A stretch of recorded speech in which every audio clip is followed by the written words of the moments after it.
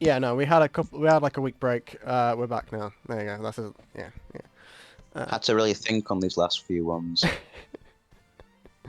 Yes, we did. Oh my god. Right. So the next Wow, one, there's a lot to Nathan. unpack. Second half, we've got Clash and Talking Head. What a duo. Yeah, no, this is actually really cool duo enemy stand fight. Not as cool as Beach Boy and the Grateful Dead, but still a very cool fight. Plus, the run up to it has my favorite meme from Yeah, the part five. the Just kick him. the kick him fight. That meme, yeah. That's great. To be fair, Love him. this fight, I can't really remember him. I can. I'm pretty sure what I remember is like, the thing is with this fight is it's similar to Grateful Dead and Beach Boy is that it starts off as a bit of a combination, but then it just turns into just Clash, and then ends off with just Talking Head. I don't really remember Clash being in the Oh, final confrontation, and I don't really mean like Talking Head's there to enable Clash, which is really cool. Like Talking Head isn't really an offensive stand, I like how it's there to enable Clash to be more yeah. effective. By Um, itself, it's just a joke. yeah. Just a little prank. And Clash is really cool. Just like the idea of just having a shark, a small shark in any liquid. That's cool. It's pretty simplistic, but it's just really cool, and it's not well executed. I'm putting quotation marks up there because like it's just a fucking shark that can teleport to different sources of water. Like, I don't know. That's scary. It's cool. The main thing I remember about this fight is the bathroom scene. I don't know why. Oh, Yeah, that yeah, I like mean, that I. bit was a bit awkward. Mhm. And yeah, and then there's obviously the fight on the busy street. I can't remember how they win, but I think it's Jonah makes Narantra a new tongue or something. I think he cuts off his Uh, own tongue, and then Jonah makes him a new one. So Talking Head isn't on it, if I'm correct. But maybe. it doesn't matter about that. Let's actually talk about Talking Head because we just mentioned Clash. Um, yeah, like the idea of just you say the opposite of what you mean. It doesn't seem that useful, but it's pretty cool. I like it. This was never in the anime. I just saw him actually right on his own arm. Watch tits wobble. I got a stand beneath my belt. I don't think that was in the anime. Yeah. What a strange omission. Enhance my viewing experience. Yeah. Anyway, back to the fight. Do you have anything to say, Nathan? About this fight? Well, I think they managed to turn some stupid gag stand into a pretty tense situation. Yeah. I guess the fact that there is a shark going around does help with that. Yeah, that obviously makes it more Sharks always tense. makes If it, things if it was tense. just Talking Head, like there definitely could be No, that's just a some joke. mischief happening, but yeah, I don't really see anyone dying. But like the It's combination just, of the oh two no. does make it a very dire situation. Well, yes, go ahead into the bathroom where I will definitely not kill you. Well, to be fair, in the bathroom there is more water. I remember that the shark does Water, water. almost kill Giorno. Um, Haha. no, sorry, I remember quote unquote as I'm currently looking through the manga. Of course. I'm remembering the last 5 seconds. Whoa. Yeah, Nostalgia. so Jono has as the shark on his neck. It's currently killing him, and I'm pretty sure he gets. Let me see how. Anyway, yeah, let's see how he wins. I think it's with a new tongue, but yeah, it's a cool fight. I like it, but like again, it's not like it's memorable, but the actual I think combat of the fight isn't as memorable, and I don't remember it being Yeah. like a standout fight. It's just like a cool like, oh, here's another part five fight. It's kind of the same as what you've got before, like a two double battles. Sorry, a double battle, which is what part five does best, is double battles. It's there, you know. And it's just a good double battle. With the two enemy stand users are pretty cool as well. Narancha isn't very smart. Narancha is very yeah. No, to be fair, like again, trying to get Narancha to be an interesting protagonist for a fight is kind of hard when his stand isn't that interesting. Mm, And he's not I very shoot smart. you. When he's not very smart, and also his stand isn't that interesting. Like, it's kind of hard to make. Yeah, Mm. we spent way too long on it, basically talking about Yeah. anything. What would you give it, Good Nathan? combo. 7 out of 10. 7. Fair enough. I Yeah. think I'd give it an 8. Not egregiously offensive. I think it's an Not 8 even close. because it's one of when I think of part 5 fights, it is one of the first that comes to my mind. Even though I don't think about the fight, it's just the cool concept of it. So I'm giving it, and I enjoyed it. Yeah. So that's why I'm giving it an 8. I don't Yay. care. It's my rating system. Uh, Oh, anyway, next, Notorious who invented B.I.G. the rate out of 10? I wonder.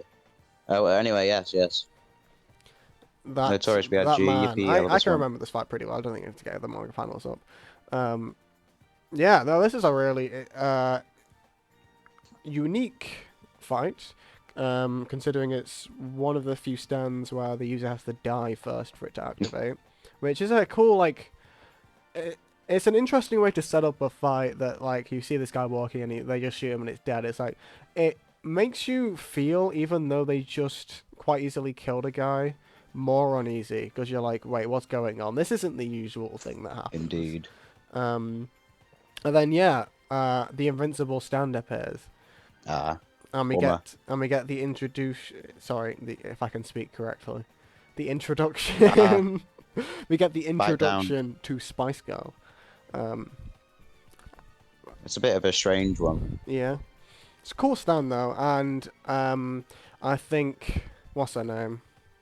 The is it Trish? Trish. I think she's a very good. No one say protagonist. You know, like fight protagonist. I think she's Oh, very good in okay, a yes. fight. I quite even though this is her like only really major fight. I think she's really good in it. I really like her. I wish again there was more fights with her using her stand, because her stand's really cool. I like how it sort of like talks to her, like, you know, helps her out. Yeah. I like the fight how again it's sort of like split into two parts, before Spice Girl and after. The whole before is Jono realizing there's a stand on the plane because he sees some writing on the plane wall, I'm pretty sure. And then he cuts both of his arms off. Well, Yippee. not at the same time, obviously. But I think he cuts one He just off. thinks, oh, you know what? 2-for-1 Yeah. special He cuts mutilation edition. he cuts one off to throw Notorious B.I.G. out of the plane, but it comes back because it chases the fastest thing, and the plane is the fastest thing. And I can't remember why he cuts his other one off, but he does. But he has no arms, basically. And the whole like sort of tension of the fight is that, oh no, Jono will never be able to heal anything again because he can only use his hands, apparently, even though he used his foot previously in the part, which is a plot hole. Yeah. But oh well. I guess that is stupid. Yeah. And then Trish figures out that, oh, I have a ladybug here which is starting to turn into a hand. I need to get it back to Jono before we all die, kind of thing. So there is a lot of Before we get tension. Obviously, they're notorious. in a plane. Another vehicle fight, as I previously mentioned. There is a plane fight, Yippee. and I think it really does use the plane. And this is not the first plane fight, but it's definitely a cooler plane fight than not Superfly, fucking Whatever the hell Grey. happened. Tower of Grey. It's a Oh, yeah, bit like I that's feel just, like it happened to Tower be of on a Grey. plane. It happened to be on a plane, but this one actually uses the plane to its full capacity. Feels a lot more cramped than the previous Yes, ones. yeah, but quite suffocating. You don't really know what you're gonna do. Yeah, I really like this one. Again, Spice Girls' powers are used really well. Like the softening of the chairs to like get over her, you know, Makes and me the wish actual. that she was introduced soon, actually. Yeah, no, definitely. I wish as well. And then the parachute of, I'm pretty sure they turned the front of the plane into a parachute kind of thing. Anyway, it's really cool. I like it. I would Yes. also give this an 8 out of 10. I don't see why not, yeah. 8 Yeah. suits it pretty well. Mhm. It's got that tension. Plus, it's nice to, it's a breath of fresh air, I suppose, Yeah. when they introduce a new power. Oh no, yeah, definitely. Again, I feel like sometimes Araki introduces characters like it's just happened twice in this part where one stand only gets one fight and they're like the coolest Oops. stand. But yeah, a lot of the time he doesn't really. Sometimes he doesn't give enough focus on a character in a fight than you would like, but maybe it doesn't make sense for them. Like again, if Okuyasu had a fight, that would have been really cool, but I don't think it would have worked. Yeah, not exactly. hmm Some people just better just helping Technically, out he did from have a time to fight time. though against Red Hot Chili Pepper, but it wasn't the main fight. But yeah, Mm. um, He never actually defeated him he's in yeah, that yeah. He's fight. always he's there as a supportive role, and maybe some characters just have to be supportive, which I guess is not Fugo, but is Spice Girl. Ah, It's Trish. it all makes sense now. Yeah, yeah. Anyway, yeah, so that was good. A next fight, which is a really interesting fight, because I'm pretty sure it's the first of its kind in Jojo, and that is Whoa, Metallica. we're breaking new ground. Yes, yes, 5 parts in, and we've finally gotten to villain versus villain. But which one is more villainous than the other? You Only never one way to know. find out. But yeah, this is the start of the intrigue into who Diavolo is. We get the introduction of Doppio, which is one of the best JoJo characters. He's just great. Doppio is He's great. just a little He's guy. he's the better villain of this part. Oh, um, he's just happy to be here, that's all. yeah. It's just he's hilarious. It's funny. It's not really part of the fight, but I guess I will count it as part of the fight. He's just funny. Like him just grabbing random stuff and being on the phone. It's like just being a schizo. It's great. It's my Um, favorite part, yeah. He just and starts going, I guess that makes I only just put this together, but King Crimson, which is obviously the name of Diavolo's stand, their most popular song is called 21st Century Schizoid Man. So I guess he is a 21st century schizoid man, lovely. isn't he? I mean, yeah, using a frog for the telephone isn't exactly the normal thing to do, you might say. Uh huh. But Yes. hey, that's what makes us unique. And then instead of being against a protagonist, he is against another villain. One of the coolest, again, in all of JoJo, in my opinion, which is what's his name? Risotto Nero. He's so cool. He's Again, so cool. he's so He's the cool. Chris Pratt of, He's got Chris his Pratt of frat. Part 5. His design's great. He's got the best design. He's obviously the best He's got that swagger. of that assassination team. His power's so cool. He's named after Metallica. Like he's just great. Like again, one of the best stands and characters in my opinion, design wise and power Oh, wise. yes. He's great. The way he uses his metal powers, he's kind of similar to Magneto, but a lot more brutal. And It's a scary I stand, actually. think that's what makes this fight so great. It's just how brutal it gets. Oh, yes. Where like Just tearing each other to shreds. yeah, basically, and what you know the flipping the scissor in the throat, the pins coming out the mouth. The scissor in the throat is probably the worst thing for me. Honestly, that is awful. Yeah, because I don't like that sort of stuff. Yeah, no, I know I don't, to be fair, but I do also like it at the same time. I don't like it in I can stand it more in animation than live action, definitely. In live action, I would hate it. But because Oof, it's yeah, imagine that. animation, I can kind of push past it and be like, okay, again, a lot of times, if it's something's really gory, I'm like, I like the idea of this, I just don't want to watch it. Whereas in this, I'm like, Hmm. I can push past it and just like it. I can just enjoy it. I'm pretty sure. Like I do look away though when the scissors in his throat. That's the one thing. Yeah, we um, all have our breaking point. yeah. I can't handle it. But again, just having Doppio, who's sort of like not underpowered, but he's like only can use the 10 second see in the future and only one arm of King Crimson. That limits. He puts a what's the word? Handicap. Handicap. That's it. It puts a handicap on Doppio, so it's not just complete. If it was just Diavolo versus Risotto, then obviously Diavolo would Oh, win well, yeah. instantly. But yeah, I mean, the whole point is, I mean, they're building up to how we're reinforcing King Crimson's invincibility. So I guess yeah. for this fight to have any real stakes, I think this was necessary, which is quite a good move, I think. Yeah, definitely. And it is a very high stakes fight, even though again none of the protagonists are in the fight. You are in there. Risotto again uses his powers really interesting. I didn't mention how he did the invisibility, like camouflaged himself against the wall and stuff. I think he like repaired his own injuries by like clamping his um body parts together after he got cut off. I'm pretty sure. Epic. And the way this fight is won by just bringing in a third party, which is the protagonist. So technically, the protagonist won the fight. Bringing Narancha, actually using his stand in an interesting way. How is this possible? Because Metallica reduced all the oxygen from the blood, which then meant that Narancha couldn't see Doppio on his vision, so he only shot Risotto. Like that's just great. Oh, Like mind that is games so to cool. infinite IQ. Yeah, and then to end it off, to end this fight off, which I'm technically counting as part of the fight, 'cause it kind of is kind of the same arc, with Bakio dying. Um, Oh, yeah, because I'm counting that part as part of it, even though it's technically after the end of the fight. It's kind of part of the arc. It's kind of what it's no, all. you shouldn't have reminded me. It's kind of what it's all building up to. Yeah, sorry for reminding you. Yeah, no, this fight's really, really good. I'm giving it the second 10 out of 10 for this video, Nathan. Whoa, I think this is also a 10 absolutely out. insane. Yeah. You know What what? would you give it? Let's see.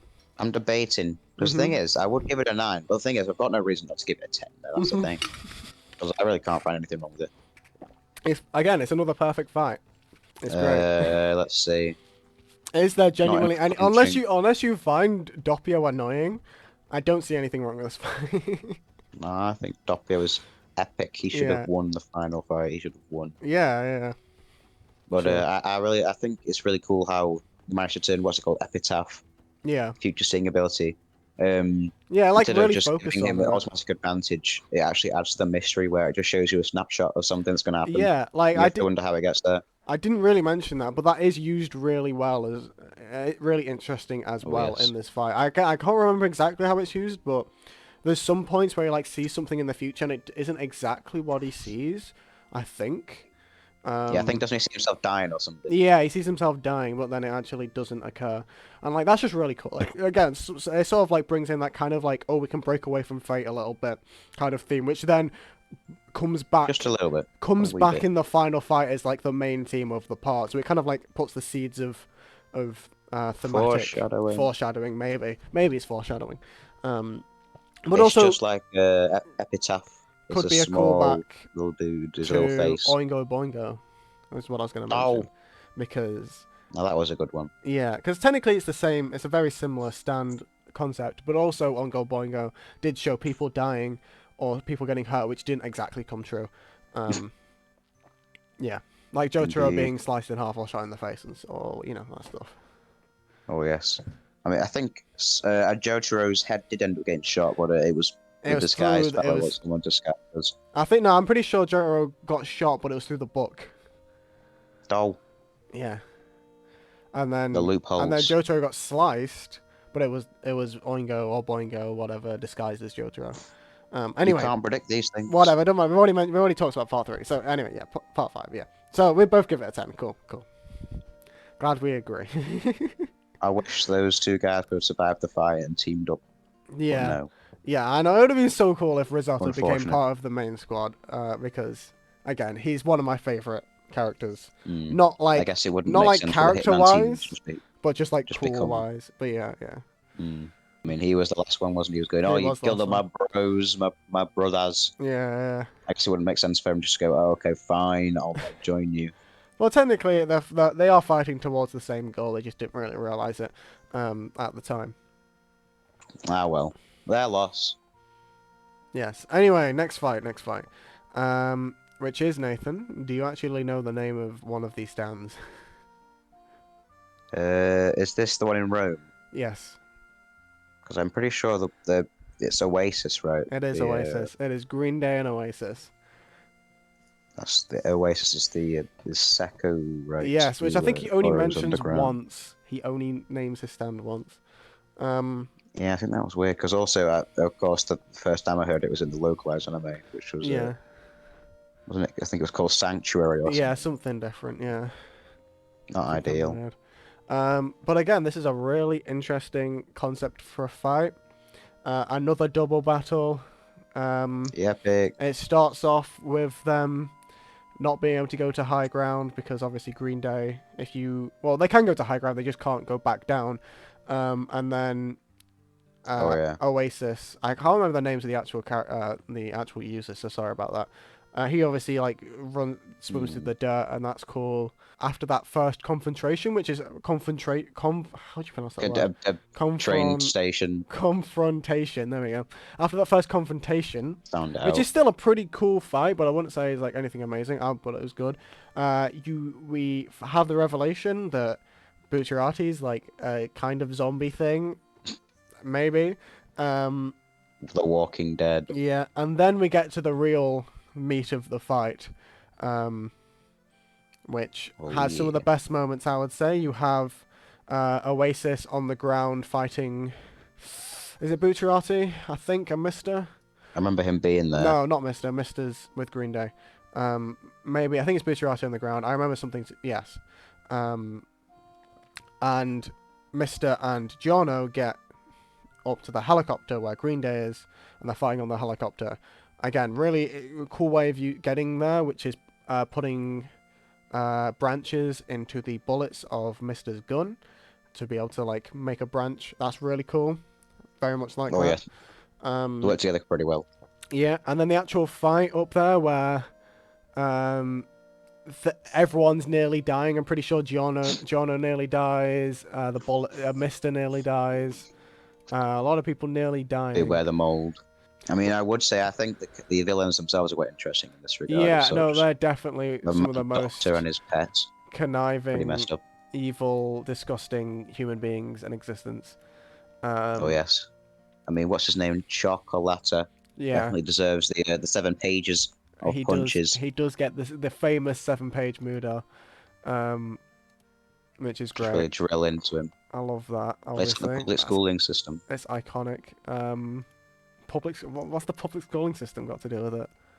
Just telling you you're useless over and over again. That was my experience. Fair enough. Oh yeah, I do remember. Like Chocolata, like severed his own body. I don't know how he survived. It's probably to do with his stand. He's a scientist or something. Yeah, he's like just a torso and a head. But yeah, Mister nearly dies. I'm pretty sure multiple of the bullets get Yeah, chopped in all his half. bullets get murked. Well, Yeah, they almost. do. And then he tries to throw Jono out of a plane, but like he survives somehow by like being He's cool. got his branches. It just he just gets back cool. Like I just remember again lots of smart things being done in this fight, but not exactly what it was. Again, it's another fight technically in a vehicle because it's technically in a helicopter, even though it's a stationary Well, helicopter. But again, I really like the actual Giorno and Chocolata fight in the aeroplane, and then the Oasis stuff isn't as good, but it's still pretty good. He's an interesting character, interesting power. He eats dirt, you know, delicious. kind of a weird guy. But anyway, I really like this fight. He's ahead of us all. It definitely deserves to be the final confrontation before the final villain, I think. Oh yes, and who could forget the return of Paul Nara? What a legend! The part which technically isn't part of the fight, but I guess we'll count it as well. I mean, I guess part of the fight is racing towards Paul Nara. Yeah, it's to get to Paul Nara. Yeah. Oh, well, the Colosseum, I suppose, and whoever could be there. But yeah, I would also just like to mention Oasis versus Bruno. Because I'm now looking at it, there is a lot of cool stuff done with the zipper. Like he zips a pole in half and then like tries to clamp over the head, but he like reflects it or something. And then Oasis use a guy just like causing the ground to turn into complete mud, like all of it. Lots of cool stuff. Not as memorable again, not as memorable as Green Day Chocolata. But still a cool fight. It's like it's like DLC for the fight. Basically. Get more for your money. Where Bruno then becomes blind by the end of it, I'm pretty sure. Oh yeah. Which then leads into the next part of the fight because he meets Doppio, I think. Oh yeah. But yeah, a great fight. I really like this one. I would give this a 9. Honestly, I think so. Yeah. Yeah. Not quite 10 level, I would no, say. I definitely not 10 level. I don't think it lives up to the other 10s. But I mean, I would say if I think, given that there are two fights that are so well, I guess have radically different objectives. Mm-hmm. Kind of breaks up the pace a bit too much for my liking. Yeah, if like the thing is, both of them aren't 9s. I would give the Chocolata versus Giorno a 9, and I'd give the Oasis an 8. So if you technically want to go by averages, it's an 8.5. Who needs that? But well, technically they are. I will count them as one big fight. I didn't count them as two separate ones because it is sort of the same conflict. So overall, yeah, 9, really, really good. Again, one of the best fights in Part 5. Continues to take the standard of just great double battles in Part 5. Basically, this is what Part 5 does best. And it nails it. Just throw everyone together. Yeah. And then we come up to technically the final confrontation. Because there isn't really a fight against King Crimson, so I'm counting Nah. it as Silver Chariot Requiem and King Crimson as one long, drawn-out confrontation. Drawn Not out. drawn out, fine. Maybe not drawn You out, but crazy. it is. I'm counting. So yeah. Anyway, Silver Chariot Requiem and King Crimson. So we finally get to see Diavolo, and Polnareff returns. What more could you want? Yeah, the little section of Diavolo versus Polnareff at the start, I really like. That small section of Oh, them all yes. in the Colosseum, really good. The body swapping feels a little bit out of place, but It is very hard, that's for sure. I But still really enjoy it. It just doesn't feel like the final battle. But again, I don't think there's anything wrong with it. I really like it. Again, having interesting idea. Bruno in Diavolo's body, realizing that he won't be able to go back to his own body because it's dead, basically. Having Narancia actually die because someone Diavolo is in someone else's body. Who knows? It's actually Trish's body, or is it? Is it Trish's body or is it the body Trish is in? I don't know. Anyway, it's confusing. I think it's the body Trish is in, which is Mister. Yes, it's in Mister's body. All of that's really cool. Everything that's in the Colosseum is cool. As soon as they start running after Chariot Requiem, I'm like still like, okay, that's cool. And then it's sort of it's definitely an interesting take. Yeah, I think that's all good. I just don't think it's worthy of the final fight because I would have loved to have a full-on fight between Diavolo and Giorno, but I guess Diavolo stands just too overpowered, so they kind of had to just bring in Requiem. I suppose. Which is sad. Because they're kind of written themselves to a bit of a corner, I suppose. This thing's invincible. Yeah, it's basically invincible. So we had to bring in Requiem. Another Jotaro and just have Jono be able to move. Yeah. Actually, well, technically, he does do that, doesn't he? He moves within the skip. He does, yeah. That's how whatever. Well, God, it's Requiem. That's the only thing he can ever do. Only answer to those kinds of problems. Just make the hero do it too, guys. Yeah. The end with like the arrow choosing Giorno, the whole fate. I like the theme of fate in this part. I think it's done very well. I just don't, again, like how it just instantly wins. I like the idea of fate, that Giorno gets something which can counter fate. Again, works very well. That's all I got to say. Yeah, there we go. So yeah, again, as a separate fight, which isn't the final confrontation, I can't say that word, confrontation. I think it's really good. I really like it. Oh yes. As the final as the final fight against the final villain, I don't think it stands up as well. Again, I'm not really a big fan of just Requiem coming in and winning, even though it's really cool. Requiem, again, I know the whole thing is that they're trying to get the Requiem arrow from Silver Chariot. Silver Chariot Requiem, again, also really cool. I like that a lot. I like the chase. Yeah. What do you say? What do you have to say about it, Nathan? I'll tell you what. On its own, yeah, like I say, I'm gonna give this a 9 because I think the intrigue is there. Everyone's wondering how to use their own stands when they're actually in other people's bodies. When it doesn't belong to them. Narancia dying is a great scene. Really impactful. It's just sort of it just builds up and up and up. Yeah, Polnareff being in a turtle. Tension ramping. Great. The talking turtle as well. Yeah. As just a fight on its own, I think I would give it a 9 as well. But it just doesn't live up to other final fights, in my opinion. Plus, Rome is just cool. I'd say, given the context, I give it an 8 because I was expecting a throwdown of some kind, and people do get punched. Yeah. And thrown, but not to my liking. Yeah. I say, want more punching. Yeah. Less running. I agree with that as well. As a final set, a 9. As the final fight, an 8. Cool. But technically, it isn't the final fight, Nathan. Requiem. No.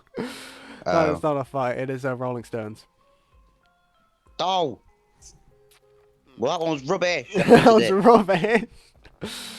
Yes. Carrying on from what I just said, the thematics of this fight, the themes, how it all links up, Really, really good. I really like. I think again the themes of Part 5's done really well. I like how Mister going against Fate, the whole team sort of going against Fate causes more people to die, but then you get Mm, the better outcome. Like if they didn't go against Fate, Bruno would have died because he still would have taken Trish to the boss. He would have just died without it. It would have ended there. But mm. because they defied Fate, more people died, but we got the better outcome. I think And it's that's just great. by the means. Yeah. That's what you gotta do. I mean, King Crimson is, he's seen as controlling all of fate. He can Mhm. if something happens that Diavolo doesn't like, he just skips through it and comes Yeah. out on top. But I. because they got that, they decided to go against that and really go all out. Yeah. Diavolo is dead Mhm. I don't know and if we lost. did. Just a side note. I don't know if we mentioned, but again, King Crimson is such a cool stand. Like again, that's great. I probably He should have looks mentioned this in the initial fight with King Crimson in with Bruno. I don't know if I did, so I'll probably just stick that in there. King Crimson's a great no stand. need. King Crimson's just a great stand. I really like it. Again, kind of hard to understand, but yes. Anyway, back to Rolling Stones. Sorry.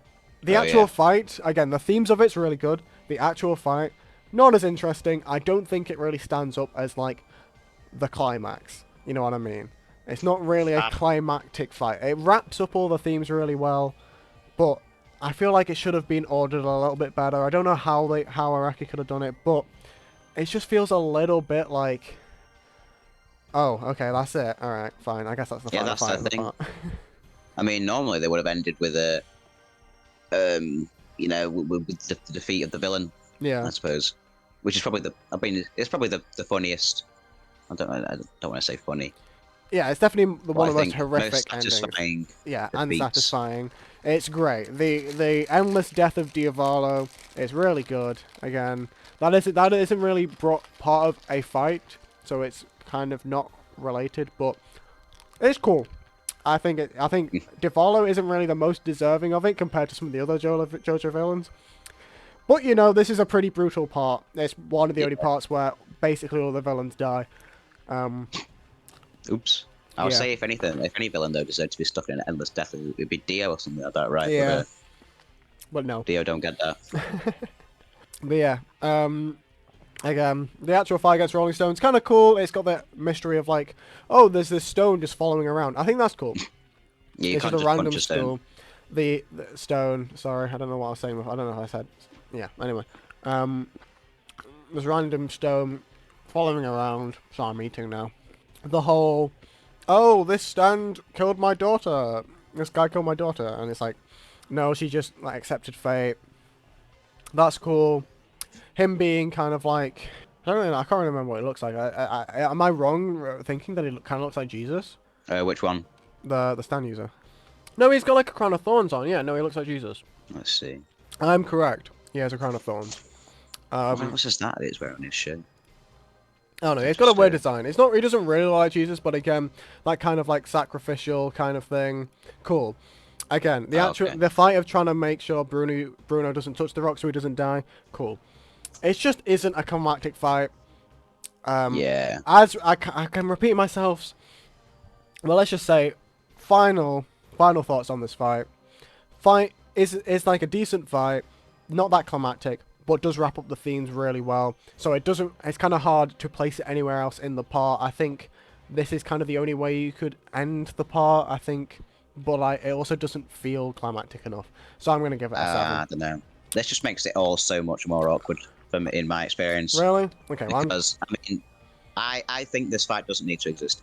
If I'm going to be completely really? honest, it's nice that it is there. Mhm. It comes at a bit of a weird moment. Yeah. In that instead of just letting it end, Mhm. it goes on for a bit longer, and it's just, oh Yeah. yeah. By the way, he was supposed to die all along, guys. Trust me on this. Like to be fair though, Anyway, if this was one of the hmm, first fights, it just wouldn't make sense. I think if you tweaked it a bit so that it was a bit more ambiguous and put Yeah. it midway through, just Mhm. before Bruno actually did die. Yeah. Maybe you have it so that like when it falls and shows an image of the 3 people, it like before you can see the people on the rock, it like fades to black, and then like the final scene is like, oh, you actually see it fall, and you see, oh look, Mm. Obakio and Amantra also die. I'd Yeah. much rather have it like be like maybe there's just some sort of maybe Rolling Stones comes along in the middle of at the end of one of the Hitman team fights and goes, "Hey, one of you guys is going to die," and then Bruno's attempt to stop it being anyone else, he ends up being the one who dies, and that's kind of that's his fate, I suppose. Yeah, I guess. I don't know if I entirely agree with that.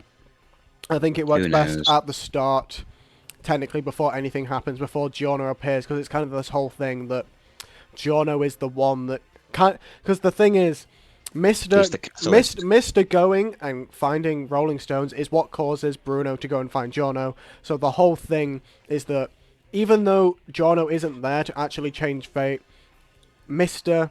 being there is what causes Giorno to be there, which then changes fate. So I think it works better as, but technically before anything, because it's kind of like, again, more of Giorno changing fate, which is the theme. Which is the theme of the part.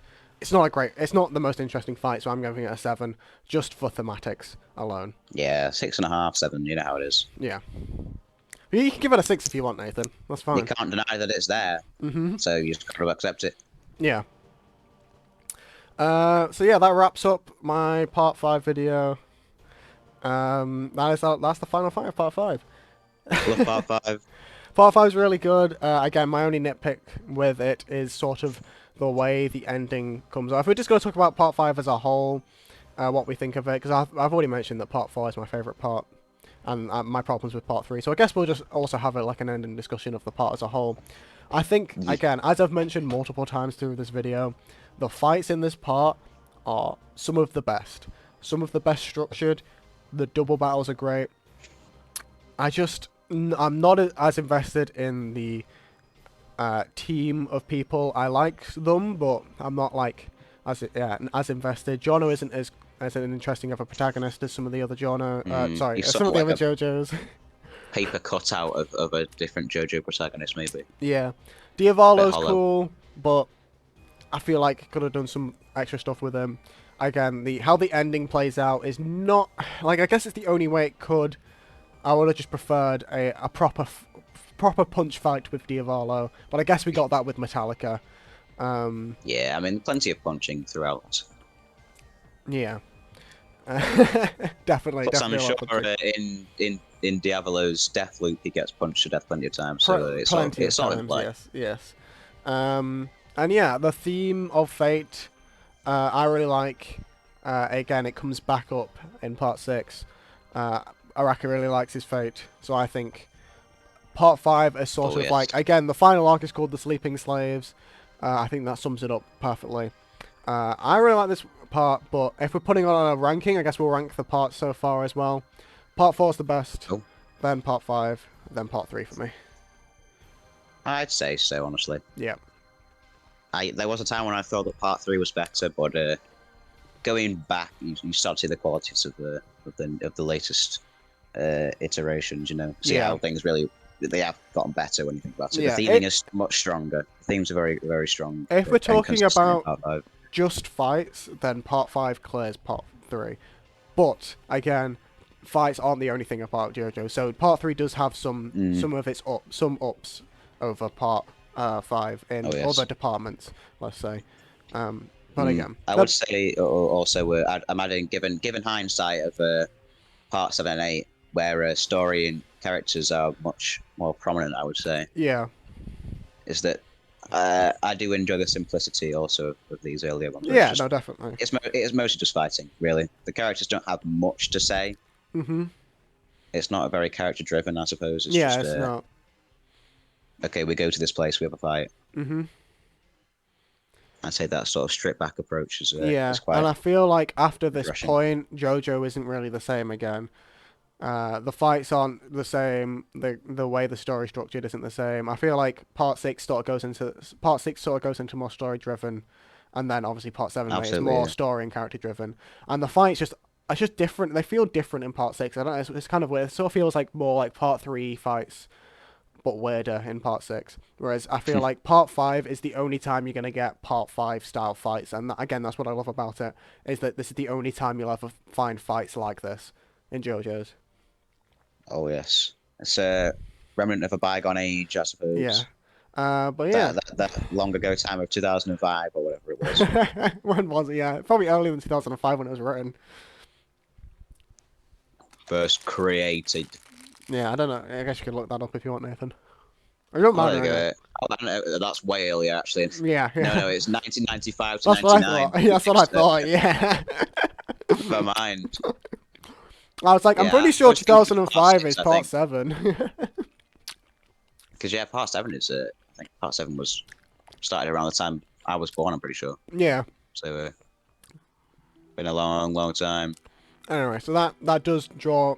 Sorry, that does come to the end of this JoJo Part 5 stand fight rating tier list thing. I don't know. Whatever you want to I call love it. Italy. Yeah, Italy's cool. it's just rating. Mm-hmm. I suppose ranking wouldn't really do it justice. No, no. So rating. It's basically just an excuse for us to talk about JoJo's. So. I mean, Yeah. I say we wouldn't need an excuse, but Yeah, yeah. it's nice to have a cover story. Oh, but I hope you enjoyed, and I'll see you hopefully soon. I want to do the part 6 video quite soon.